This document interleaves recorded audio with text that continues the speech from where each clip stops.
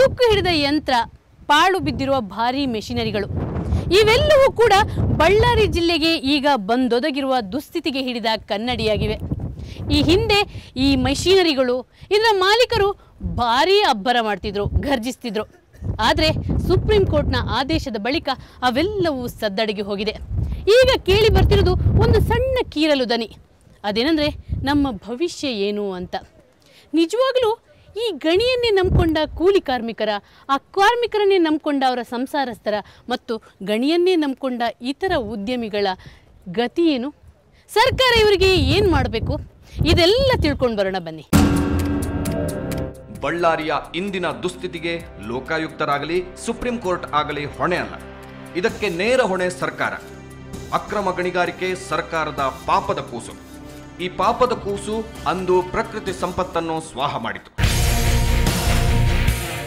ನಾವು ಮಾನ್ಯ ಮುಖ್ಯಮಂತ್ರಿ ಯಡಿಯೂರಪ್ಪನ ಮುಂದೆ ಹೋಗಿ ನೇರವಾಗಿ ಕಂಪ್ಲೇಂಟನ್ನು ಮಾಡಿದ್ವಿ ಸರ್. ನಾವು ಅವರು ಭಾಳ ಆಶ್ಚರ್ಯಚಕಿತರಾಗಿ ಕೇಳಿದ್ರು, ಹಿಂಗೆ ನಡೀತೈತಾ ಅಲ್ಲಿ ಅಂತ. ಅಂದರೆ ಎಲ್ಲ ಗೊತ್ತಿದ್ದು ಜಾಣ ಕುರುಡನ ಥರ ಅವರು ವರ್ತನೆಯನ್ನು ಮಾಡಿ ಇವತ್ತು ಸಾಮಾನ್ಯ ಜನರಿಗೆ ಅಭಿವೃದ್ಧಿಯ ಮಂತ್ರವನ್ನು ಪಠಿಸುತ್ತಾ ಅಭಿವೃದ್ಧಿ ಮಾಡದೆ ಅವರನ್ನು ಅಧೋಗತಿಗೆ ಕಳಿಸ್ಲಿಕ್ಕೆ ಅವರೇ ಮೂಲ ಪುರುಷ. ಇಂದು ಜನರ ಬದುಕನ್ನೇ ಸ್ವಾಹ ಮಾಡುತ್ತಿದೆ. ರಾಜ್ಯದ ಅರಣ್ಯ ಸಂಪತ್ತನ್ನು ಅರಣ್ಯ ಇಲಾಖೆ ರಕ್ಷಿಸಬೇಕಿತ್ತು. ನಾಡಿನ ಖನಿಜ ಸಂಪತ್ತನ್ನು ಗಣಿ ಮತ್ತು ಭೂವಿಜ್ಞಾನ ಇಲಾಖೆ ಕಾಪಾಡಬೇಕಿತ್ತು. ಜಿಲ್ಲೆಯಲ್ಲಾಗುತ್ತಿರುವ ಅಕ್ರಮ ದೌರ್ಜನ್ಯವನ್ನು ಜನಪ್ರತಿನಿಧಿಗಳು ತಡೆಯಬೇಕಿತ್ತು. ಆದರೆ ಇಲ್ಲಿ ಎಲ್ಲವೂ ಉಲ್ಟಾ ಆಗಿದೆ. ಅರಣ್ಯ ಇಲಾಖೆಯವರೇ ಅಕ್ರಮಕ್ಕೆ ದಾರಿ ತೋರಿಸಿದ್ರು. ಗಣಿ ಇಲಾಖೆಯವರು ಗಣಿ ಲೂಟಿಗೆ ಸಹಕರಿಸಿದ್ರು. ಜನಪ್ರತಿನಿಧಿಗಳೇ ಲೂಟಿಕೋರರಾದರು. ಇವಾಗ ನಾವು ಹೇಳೋದು ಬೇಕಾ? ಎಲ್ಲರೂ ಇವತ್ತು ನಮ್ಮ ಸಂಡೂರಲ್ಲಿ ಇಲ್ಲಿಂದ ದುಡ್ಡಿಂದನೇ MLA-ಗಳಾಗಿದ್ದಾರೆ, MP-ಗಳಾಗಿದ್ದಾರೆ. ಆದರೂ ಯಾರೂ ಏನು ಮಾಡಿಲ್ಲ. ನಾನು ಬರೀ ರಾಜಕೀಯ ಈ BJP, ಕಾಂಗ್ರೆಸ್, ಜನತಾದಳ ಅಂತ ಯಾರಿಗೂ ದೂಷಣೆ ಮಾಡೋಂಗಿಲ್ಲ.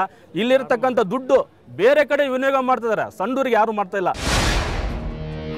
ಬಳ್ಳಾರಿಯಲ್ಲಿ ಅಕ್ರಮ ಗಣಿಗಾರಿಕೆ ಇಲ್ಲ ಅಂತ ಹೇಳುತ್ತಲೇ ಲೂಟಿಕೋರರಿಗೆ ಅಭಯ ನೀಡಿತ್ತು ರಾಜ್ಯ ಸರ್ಕಾರ. ಈಗ ಲೋಕಾಯುಕ್ತರು ಹಾಗೂ ಸುಪ್ರೀಂ ಕೋರ್ಟ್ ಸರ್ಕಾರಕ್ಕೆ ರಾಜ್ಯದ ಅಕ್ರಮ ಗಣಿಗಾರಿಕೆಯ ದರ್ಶನ ಮಾಡಿಸಿದೆ. ಈಗಲಾದರೂ ಸರ್ಕಾರ ಎಚ್ಚೆತ್ತುಕೊಳ್ಳಬೇಕು. ಲೂಟಿಕೋರರ ಆಸ್ತಿ ಮುಟ್ಟುಗೋಲು ಹಾಕಬೇಕು. ಅವರಿಂದ ಭಾರೀ ದಂಡ ವಸೂಲಿ ಮಾಡಬೇಕು. ಅದನ್ನು ಬಳ್ಳಾರಿಯ ಅಭಿವೃದ್ಧಿಗೆ ಪ್ರಾಮಾಣಿಕವಾಗಿ ತೊಡಗಿಸಬೇಕು ಅಂತಾರೆ ಸ್ಥಳೀಯ ಹೋರಾಟಗಾರರು.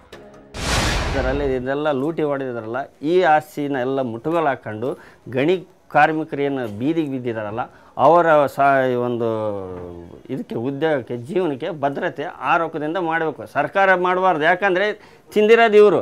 ಸರ್ಕಾರ ಅಂದರೆ ಮತ್ತೆ ನಮ್ಮ ರೊಕ್ಕನೇ ಕೊಡಬೇಕು. ಅವರ ಆಸ್ತಿನ ಹರಾಜು ಹಾಕಿ ಇವ್ರಿಗೆ ಕೊಡಲಿ. ಲಾರಿ ಓನರಿಗೆ ಕೊಡಲಿ, ಕ್ಲೀನರಿಗಳಿಗೆ ಕೊಡಲಿ, ಡ್ರೈವರ್ಗಳಿಗೆ ಕೊಡಲಿ, ಸಾಮಾಜಿಕ ಹಿಂದುಳಿದ ವರ್ಗಗಳಿಗೆ ಕೊಡಲಿ. ಬಳ್ಳಾರಿಯಲ್ಲಿ ಘೋರ್ಪಡೆ ಸಂಸ್ಥಾನದ Sandur mains and iron ore ಸಂಸ್ಥೆ ಹಲವು ದಶಕಗಳಿಂದ ಇಲ್ಲಿ ಗಣಿಗಾರಿಕೆ ನಡೆಸುತ್ತಿದೆ. ಆದರೆ ಎಂದೂ ಪ್ರಕೃತಿ ನಿಯಮಕ್ಕೆ ವಿರುದ್ಧವಾಗಿ ನಡೆದುಕೊಂಡಿಲ್ಲ. ಬದಲಾಗಿ ಈ ಗಣಿ ಕಂಪನಿ ಸಮಾಜಮುಖಿಯಾಗಿ ಕಾರ್ಯನಿರ್ವಹಿಸಿದೆ. ಶಾಲೆ, ಆಸ್ಪತ್ರೆ, ದೇವಾಲಯ, ನೀರು ಪೂರೈಕೆ, ಸಾರಿಗೆ ವ್ಯವಸ್ಥೆಯನ್ನು ಕಲ್ಪಿಸಿತು. ಕಂಪನಿ ಕಾರ್ಮಿಕರಿಗೆ ಭದ್ರತೆ ಕಲ್ಪಿಸಿದೆ. ಇಂತಹ ಕಂಪನಿಗಳಿಗೆ ಅವಕಾಶ ನೀಡಿ ಅಕ್ರಮ ಗಣಿಯನ್ನು ನಿಲ್ಲಿಸಬೇಕೆನ್ನುವುದು ಸಾರ್ವಜನಿಕರ ಆಗ್ರಹ. ಈ ಕಬ್ಬಿಣದ ಅದಿರಿನ ರೀತಿ ಬಳ್ಳಾರಿ ಜನತೆ ಹಾಗೂ ರಾಜ್ಯ ಸರ್ಕಾರದ ಮುಂದೆ ನೂರಾರು ಪ್ರಶ್ನೆಗಳನ್ನು, ನೂರಾರು ಸವಾಲುಗಳನ್ನು, ನೂರಾರು ಸಮಸ್ಯೆಗಳನ್ನು ಮುಂದಿಟ್ಟಿದೆ.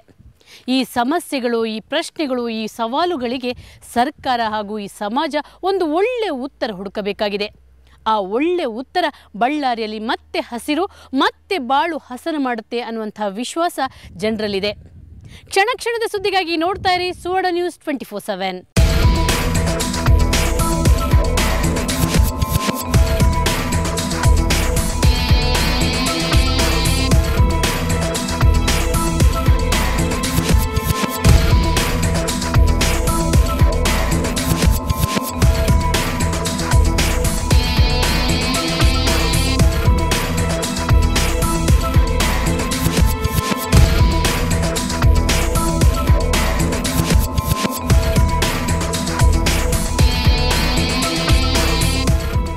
ಕವರ್ ಸ್ಟೋರಿ ಬಗ್ಗೆ ನಿಮ್ಮ ಅನಿಸಿಕೆ, ಅಭಿಪ್ರಾಯಗಳನ್ನು ನಮ್ಗೆ ಕಳಿಸ್ಕೊಡಿ.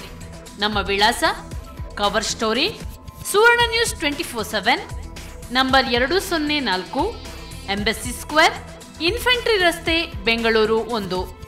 ನಮ್ಮ ಇಮೇಲ್ ವಿಳಾಸ ಕವರ್ ಸ್ಟೋರಿ @suvarnanews.in